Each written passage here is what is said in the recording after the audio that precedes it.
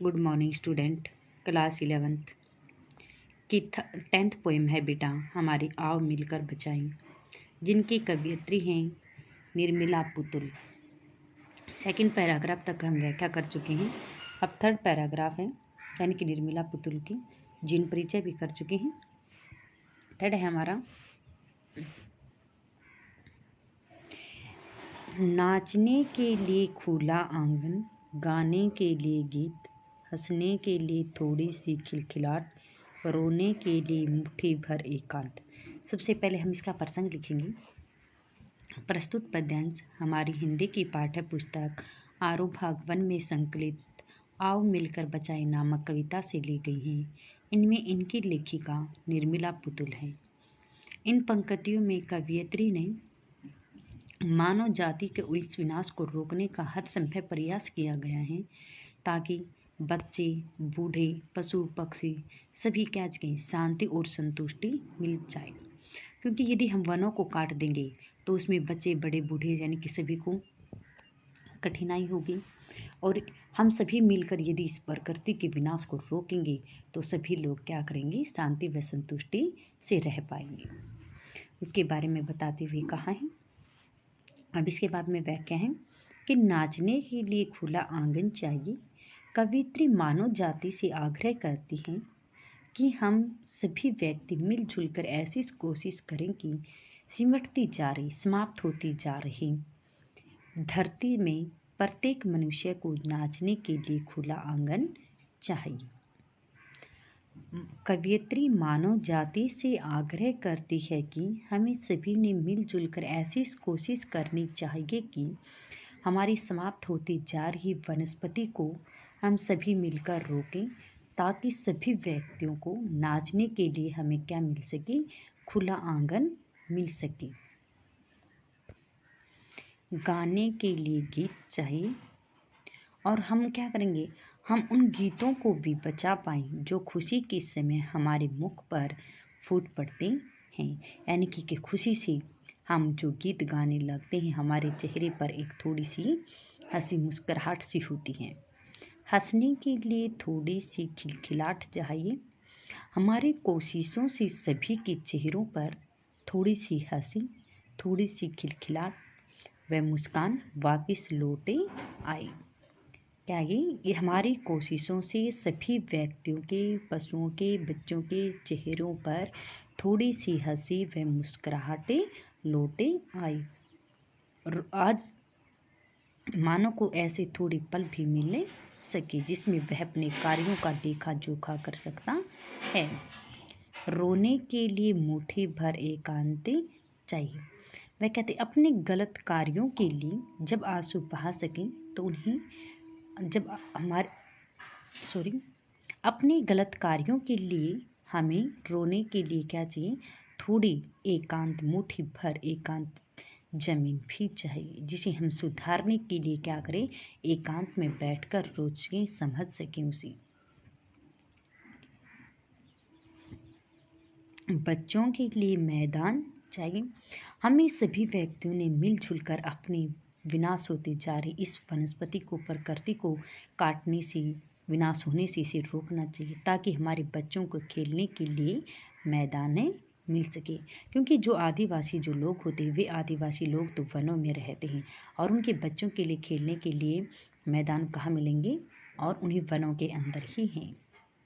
पशुओं के लिए हरी भरी घास चाहिए और पशुओं को हरी भरी घास भी से नसीब हो जाए।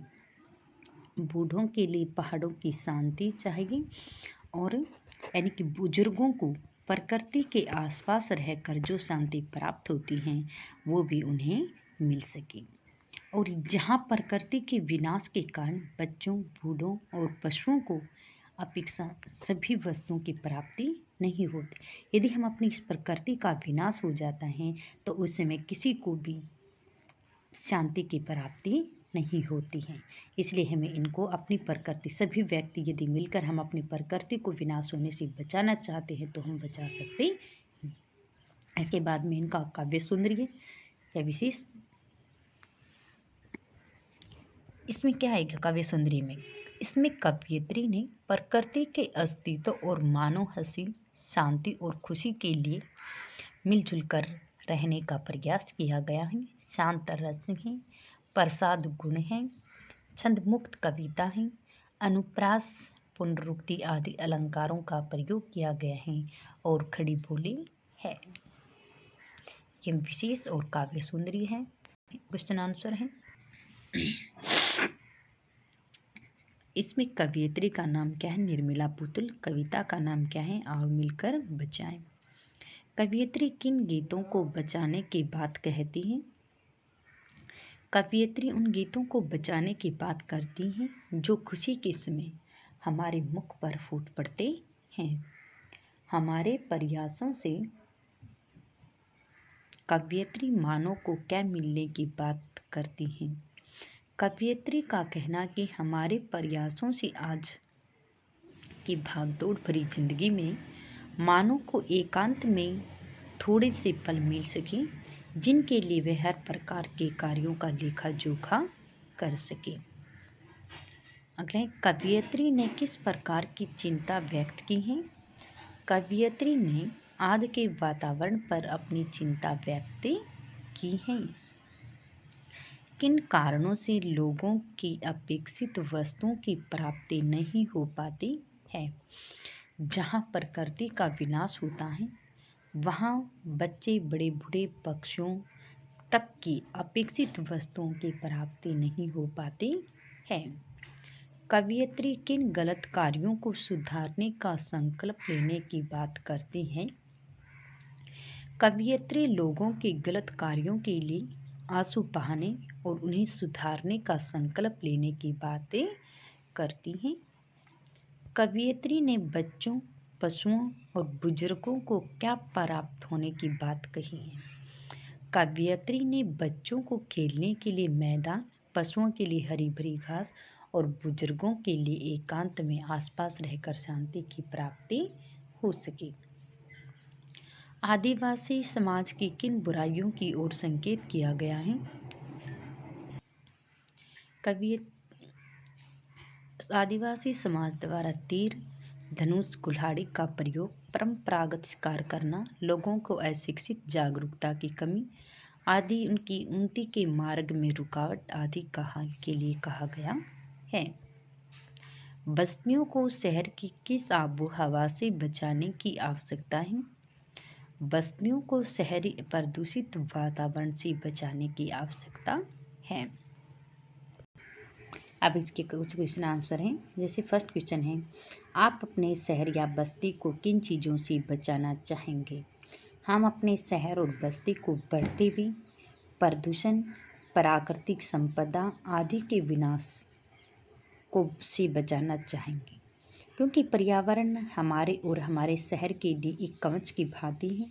यदि इस कवच को हानि पहुंचती है तो हमारा विनाश निश्चित है। हमारे प्रयास रहेंगे, हम प्रदूषण के लिए उत्तरदायी आदि प्रकार के कारणों के लिए यथासंभव प्रयास भी करेंगे। आदिवासी समाज की वर्तमान स्थिति पर टिप्पणी लिखिए कि आदिवासी समाज की वर्तमान स्थिति कैसी थी। हमारा आदिवासी समाज घने जंगलों में बसता है। उनकी जनसंख्या वृद्धि के कारण वनों का दिन प्रतिदिन क्या हो रहा है? विनाश होता जा रहा है और इनके स्थान पर क्या है? प्रकृतियों को काटकर उस स्थान पर क्या रहा है? इमारतों का निर्माण किया जा रहा है, जिसके कारण आदिवासी लोगों को बहुत अधिक कठिनाइयों का सामना करना पड़ता है। उनके विस्थापन के कगार पर पहुंच जाता है। उनकी दिनचर्या वनों पर निर्भर करती है। किसकी? आदिवासी लोगों की दिनचर्या तो किस पर निर्भर करती है? उनके वनों पर ही निर्भर करती है, क्योंकि वहीं रहकर अपना जीवन यापन करते हैं, खाते हैं, शिकार करते हैं और अपने पशु पक्षियों का पालन पोषण भी उन्हीं पशु पक्षियों का बच्चों का पालन पोषण भी उन्हीं प्रकृति के माध्यम से वो करते हैं। वनों से प्राप्त लकड़ियों तथा जंगलों से प्राप्त शिकार पर ही उनके जीवन पर आश्रित है। यदि आज इसी प्रकार जंगल नष्ट होते गए तो हमारा जो समुदाय है वह खतरे में पड़ा जीवन समाप्त हो जाएगा। आश्रय लेकर पीड़ित हैं वही देखते हैं। हमारे अंधविश्वास है, शिक्षा जैसी जो बुराइयां हैं वो ऐसे समाज में होती जा रही हैं। प्राकृतिक जीवन की किन चीज़ों को कवयित्री बचाना चाहती है? कल किया था हमने कि प्राकृतिक जीवन के लिए हर प्रकार की चीज़ों को कवयित्री बचाना चाहती हैं, क्योंकि वह मानव जाति से एकजुट होकर आग्रह करने का प्रयास करती हैं।